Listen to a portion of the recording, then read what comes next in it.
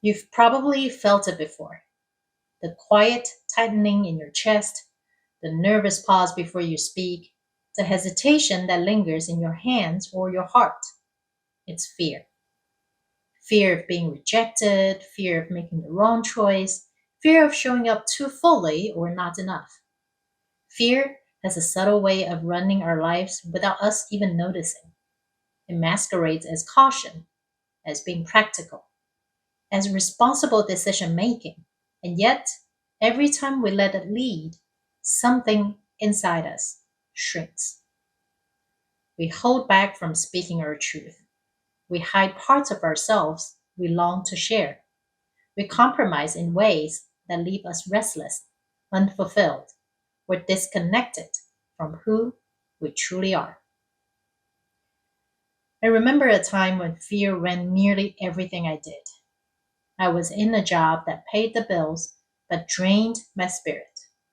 I stayed in a relationship that felt safe on the surface but never fully nourished me.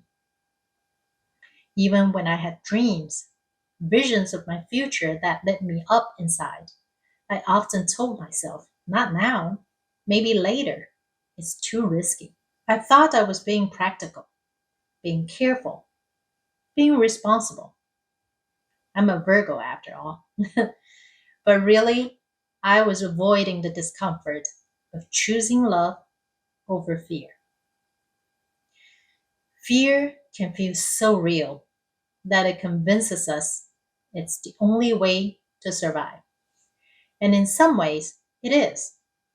It keeps us from the immediate pain of rejection, embarrassment, or loss. But here's the truth: living led by fear is not truly living at all. It's surviving. It's a life constrained, controlled, and weighed down by invisible chains. And I knew deep down that I was made for more than that. I was made to lead with love, to live boldly, and to allow my heart to guide me, even when the path felt uncertain. Leading with love doesn't mean that fear disappears. I want to be clear about that. Love and fear can coexist. In fact, sometimes fear is louder at first because it's primal. It's wired into our nervous system to protect us. But love is stronger in the long run. Love doesn't threaten or demand. Love is patient, steady, and magnetic. Leading with love means noticing fear, acknowledging it, and then choosing a different way, a higher path, a way that nourishes your heart rather than diminishes it. I want you to picture a moment when you let fear lead. Maybe it was saying no to an opportunity that could have stretched you, holding back from telling someone how you really feel, or staying in a situation that didn't honor your value. Do you feel that tightening in your chest now as you think about it? That's the cost of fear. And it's invisible until you really pay attention. You see, fear's cost isn't always dramatic. It isn't always heartbreak or public failure. Most of the time, its cost is quiet, slow, and cumulative. It's the days you feel drained, even when nothing bad happened.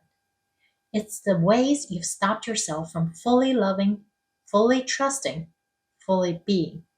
It's the way your potential dims because you are operating from fear rather than love. Now imagine leading differently. Imagine waking up in the morning and asking yourself, what would love do here? Not the love that demands perfection or seeks approval or asks for a guarantee that everything will turn out well, but the love that expands, that invites, that chooses growth over comfort, the love that is willing to risk being seen fully, to risk making mistakes, and to risk being vulnerable. in order to step into your highest self. I remember a moment that shifted my perspective. I was about to have a difficult conversation with someone about my decision to leave, one that I had been avoiding for months because I was afraid of conflict. I felt my stomach twist, my heart race, and my mind rehearse every way this could go wrong. And then I paused. I placed my hand over my heart and asked, what would it look like to lead this moment with love? And in that pause, I realized I had a choice. I could act from fear, retreat, protect myself, and preserve a sense of safety, or I could act from love, speak my truth, and allow connection, even if it meant being uncomfortable. I chose love. And while it wasn't perfect, it maintained the relationship. The conversation opened doors I didn't even know were there. I saw that leading with love didn't erase risk, but it created possibility. It invited life rather than avoided it. Leading with love is not limited to relationships either. It shaped how you work, how you create, how you show up in the world. When I started applying this principle to my work, I noticed something incredible. Opportunities that aligned with my heart appeared in ways I hadn't planned or expected. People responded to authenticity, to courage, to openness, not to perfection, not to guardedness, not to safe or predictable patterns. Leading with love is contagious. It inspires others to step out of fear as well. It creates an energy field that calls in collaboration, trust, and generosity. I want to be honest with you. This isn't easy. Fear is habitual. It has been trained into you through years of experiences, conditioning, and survival strategies. Leading with love requires courage, repetition, and self compassion. You're going to stumble. You're going to act from fear sometimes. You're going to wonder if this approach makes you vulnerable to being hurt. And yes, it does. But the paradox here is that vulnerability opens the door to true power, real connections, and profound freedom. One of the most powerful practices I found is to pause before making a decision, especially in moments when fear is loud. Place your hand over your heart. Breathe. Ask yourself, if love were leading this moment, what would I do? Sometimes the answer is bold. Sometimes it's quiet. Sometimes it's patience. But it's always aligned with your highest self. Over time, this becomes a muscle. It becomes a way of living. Your decisions, your interactions, your creations, your presence all begin to reflect love rather than fear. Think about the people you admire most in your life. Often, the ones who make the deepest impact aren't the ones who avoid risk, who cling to safety, who shrink in the face of uncertainty. They're the ones who act from love, who choose courage, who allow their hearts to guide them, even when the world seems unsteady. That's the example you can be for yourself and for others. Leading with love also requires forgiveness.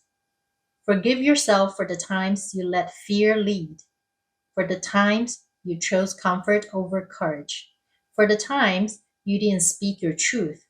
Forgiveness is not a reward to others, it's a gift to yourself. It clears the space for love to flow freely. And when love flows freely, you start making choices that are aligned with your purpose, your joy, and your soul's calling. I want you to imagine your life 6 months from now. If you started leading with love today, imagine waking up each day and choosing actions from alignment rather than fear. Imagine relationships that feel expansive, work that feels meaningful, and a body and heart that feel at ease because you are no longer battling yourself. Imagine being a person who inspires others, not by trying to control them, but by showing what it looks like to live courageously and lovingly. It starts with small steps. A conversation you've been avoiding, a boundary you've been afraid to set, a dream you've been postponing, or a love you've been too scared to pursue. A daily choice to prioritize love over fear, presence over avoidance, authenticity over perfectionist. I want to leave you with this. Fear is not your enemy. It's a signal, a guide, a teacher, but it's not the driver. You are. And when you choose to lead with love, you don't just transform your own life. You create ripples that touch everyone you meet. You show what's possible when someone decides that love, not fear, will be the compass.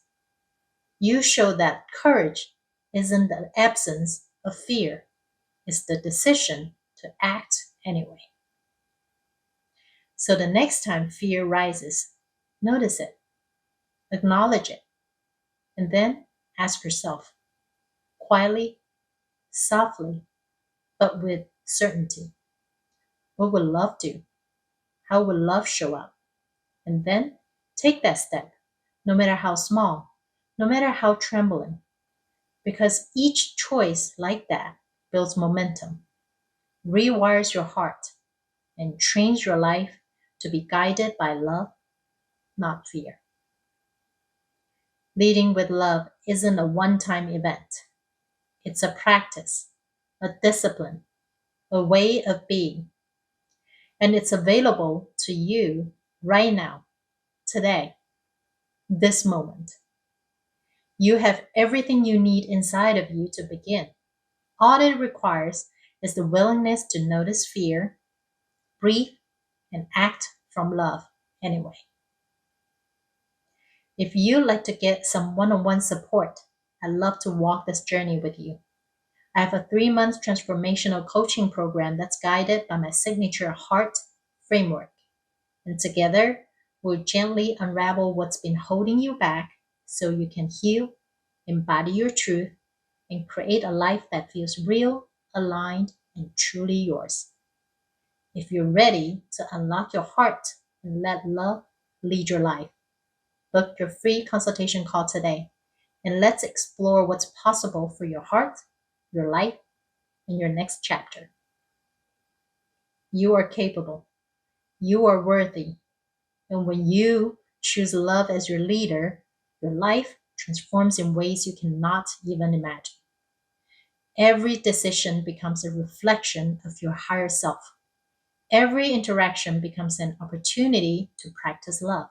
And every day, you inch closer to the freedom, connection, and authenticity that you've been longing for your whole life.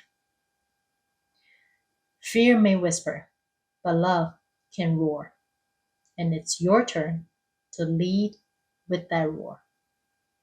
I'll see you in the next video. Bye.